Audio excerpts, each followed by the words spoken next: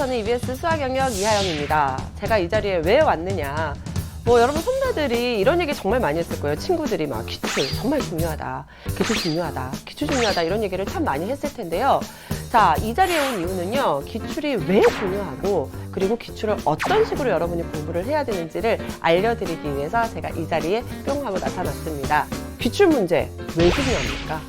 우선은 1학년, 2학년 학생들 또 3학년 학생들마저도요. 요즘은 내신 시험에서 이 학력평가, 모의평가, 기출 문제를 변형한 문항들을 굉장히 많이 출제를 해요. 저도 마찬가지예요. 그래서 제가 고등학교 3학년 학생들 굉장히 많이 가르치는데요. 시험 출제 범위에 아예 3월 학력평가, 4월 학력평가 또는 6월 모의평가, 9월 모의평가를 다 출제하겠다라는 얘기를 할 정도로 변형해서 출제되기 때문에 사실은 재학생 학생, 1학년, 2학년, 3학년 학생들은 뭐가 가장 중요해요? 내신 굉장히 중요하잖아요. 내신에서도 출제되기 때문에 매우 중요해요. 자, 이제 수험생들을 한번 생각을 해볼게요. 자, 이제 수능을 치러야 돼. 수능을 치르는 학생들이 공부를 해야 되는데 가장 효율적으로 공부를 하기 위해서는 나올 만한 문제들을 공부를 해야 되잖아요. 자, 즉 모의평가와 대학 수학능력시험 기출문제를 가지고 우리는 실제 대수능, 대학 수학능력시험에 나올 수 있는 문제를 예측할 수가 있습니다. 흔히들 이런 얘기 하잖아요. 예측, 100%, 90%. 수학 영역은요, 정말 예측을 하기가 쉬운 과목이에요. 왜? 나왔던 문항이 계속 반복되어서 출제되고 있습니다. 선생님 예를 한번 보여드리도록 할게요. 2017학년도 대학 수학능력시험, 그리고 2018학년도 대학 수학능력시험, 그리고 2019학년도 대학 수학능력시험에서요.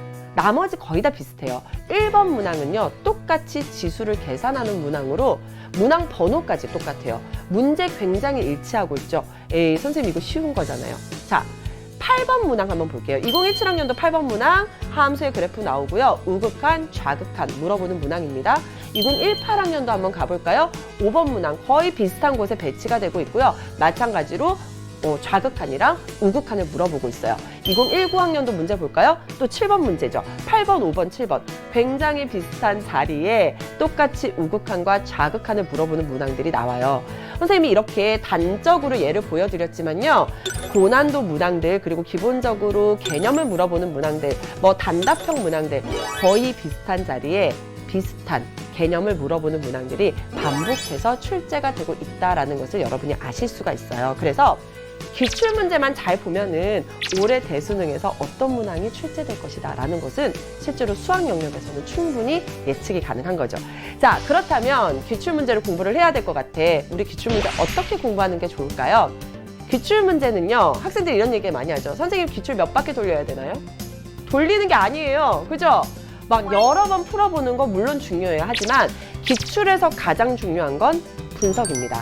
자, 분석이라는 건 뭐냐면 내가 알고 있는 개념이 문제에서 어떤 식으로 출제가 되고 있는지를 여러분이 확인하는 단계까지가 분석이라고 얘기를 하는 거예요.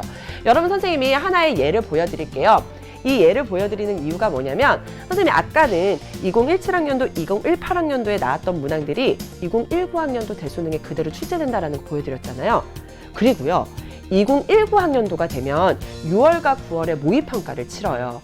그럼 6월과 9월의 모의평가에서 조금은 새롭게 시도된 문항들이 그 당해년도 대수능에 또다시 출제될 가능성이 매우 높아요. 이게 바로 그 실제 예입니다. 9월 모의평가 여러분 문제 보면은요, 등비수열 물어보고 있고요. 그리고 S&들의 관계에 대한 것을 물어보고 있어요. 자, 이 문제를 본 학생이 개념을 알고 있어요. 그럼 분석이 들어갑니다.